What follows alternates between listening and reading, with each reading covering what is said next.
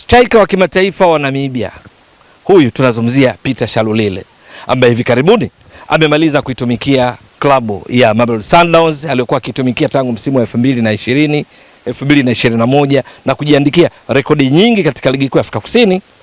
Habari zilikuwa zikimhusisha na timu mbalimbali, lakini sasa kibao kimegeuka.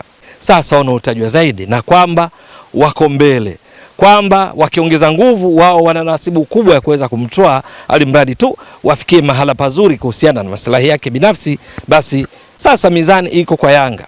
Ni juu ya Yanga wenyewe kuona kama kweli wana dhamira hiyo na kwamba watayafikiana na Peter Shalulile ili watumikie kwa ajili ya msimu ujao 2026-27, kwamba ajiunge na kocha wake wa zamani katika klabu ya Mamelodi Sundowns kwa maana Mangoba Mngiti, ambaye hivi karibuni ndiye alitoa jahazi la Yanga katika kuiongoza kiufundi ili itimize malengo yake kwa michuano mbalimbali inayoshiriki ligi kuu Tanzania bara, kombe la shirikisho la benki ya CRDB, ligi ya mabingwa barani Afrika, kombe la muungano na michuano mingine mbalimbali. Huyu Peter Shalulile alishafanya kazi na Mangoba Mngiti, ambaye Mngiti alishatumikia kwa miaka 12 klabu ya Mamelodi Sundowns, akiwa kama afisa mojawapo wa benchi la ufundi, akiwa kama kocha msaidizi, akiwa kama kocha mkuu. Na miongoni mwa wachezaji aliofanya nao kazi sana ni pamoja na Peter Shalulile, kwa sababu katika kipindi chote akiwa anaitumikia Mamelodi mpaka anaondoka, Peter Shalulile alikuwa ni miongoni mwa wale ambao walijiunga na timu, yeye Mngiti akiwemo. Lakini Mngiti alikuja kuondoka na kumwacha Peter Shalulile, ambaye sasa amemaliza kuitumikia Mamelodi Sundowns, yuko huru, klabu nyingi zinahusishwa naye. Mchezaji huyu wa kimataifa wa Namibia mwenye umri wa miaka 32, goli lenye nguvu zaidi la kulia mbaya kwenye lango la wapinzani, anawadhuru sana wapinzani, anafunga sana mabao, na hasa kutokana na uwezo wake mkubwa wa kujua wapi pa kusimama. Anafunga kwa acrobatics, kwa maana ile mipira ya kubinuka, anafunga kwa vichwa, anafunga kwa gula kulia. Hivi sasa kwa umri wake hana kasi sana ya kimwili, lakini kiakili bado yuko vizuri na uzoefu na mbeba, akijua wapi asimame ili apate mipira kuweza kuwadhuru wapinzani. Sasa endapo Peter Shalulile akatua Yanga kuungana na kocha Mngiti, lakini kuungana na wanayanga kwa ujumla, halafu Yanga na mipango yake hii ikaendelea kucheza kwa namna ambavyo Mangoba Mngiti anapenda, kwa maana kwamba ibiliki zaidi mpira, ikitumia mfumo baada ya golikipa kuwa na walinzi 4, viungo 3, washambuliaji 3 wanaojipanga 1-2 pale juu, au wakati mwingine 2-1, kwa maana ya umbile la Christmas tree, umbile lile la mti wa Christmas, yani 4 wanajipanga 3-2, mshambuliaji mmoja kinara pale mbele. Yeye Peter Shalulile anaweza kusimama kama mshambuliaji mmoja pale mbele, lakini anaweza kusimama kama washambuliaji wawili endapo inatumika mfumo wa kuwa na washambuliaji wawili 4-4-2, kwa maana ya 4-3-1-2. Yeye bado anaweza kutumika na kuweza kuwadhuru wapinzani, Yanga wakanufaika naye. Hivi sasa ameondoka katika klabu ya Mamelodi Sundowns akiwa na rekodi ambayo ni nzito sana. Moja wapo ndiye mchezaji aliyefunga mabao mengi kuliko wachezaji wote katika historia ya michuano ya FA ya Afrika Kusini almaarufu kama Nedbank, akiwa na mabao 14.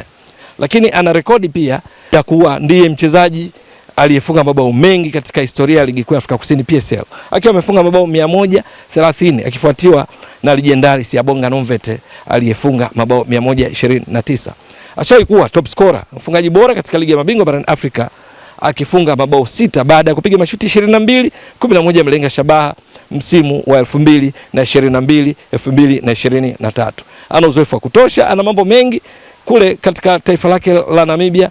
Amekuwa nyota wa kutumainiwa katika upachikaji mabao. Kwa sababu hiyo, kama hiki kinachoelezwa sasa kwamba upepo umebadilika, Peter Shalulile alikuwa akihusishwa na klabu nyingine mbalimbali, sasa wanaohusishwa kwa karibu zaidi ni wananchi Yanga. Hata hivyo, hakuna taarifa rasmi kutoka kwa kambi ya Peter Shalulile wala kutoka Yanga kwamba wako katika mazungumzo juu ya mchezaji huyu.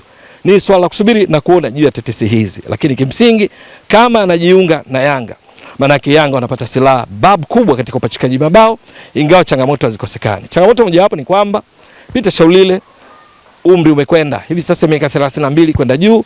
Asitarajiwe kwamba yeye ile mikiki ya kwamba timu inapozuia basi na yeye a drop ashuke kwenda kutafuta mipira. Hilo linaweza lisiwe na ufanisi sana kwake. Lakini changamoto nyingine ni kwamba alikotoka amefanya mambo makubwa sana. Akijiunga na Yanga, kuanzia siku ya kwanza mashabiki wa Yanga, wafuatiliaji wa mpira wa miguu nchini watakuwa wakitarajia mambo makubwa mno kutoka kwake, na hiyo ni changamoto kwake kwa sababu atatakiwa afanye hicho ambacho watu wanakitaraji. Lakini changamoto nyingine ni ukweli kwamba ushindani wa namba bado uko juu ndani ya Yanga.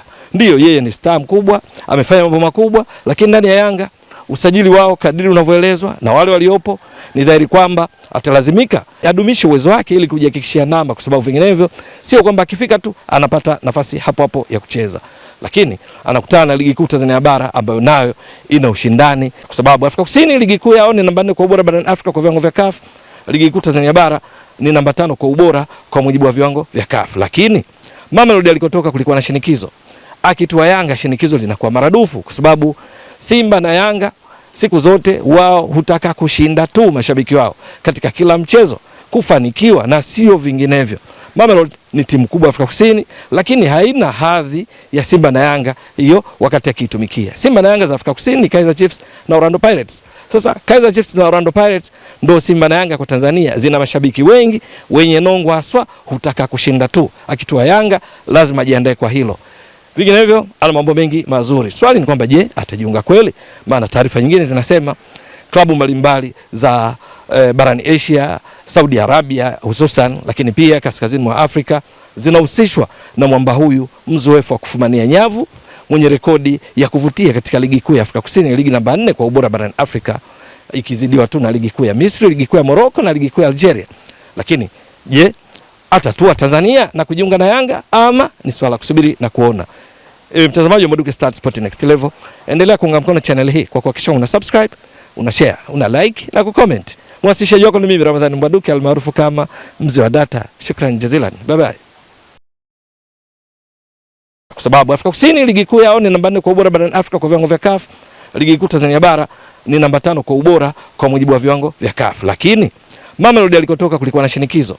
Akitua Yanga shinikizo linakuwa maradufu, kwa sababu Simba na Yanga siku zote wao hutaka kushinda tu, mashabiki wao katika kila mchezo, kufanikiwa na sio vinginevyo.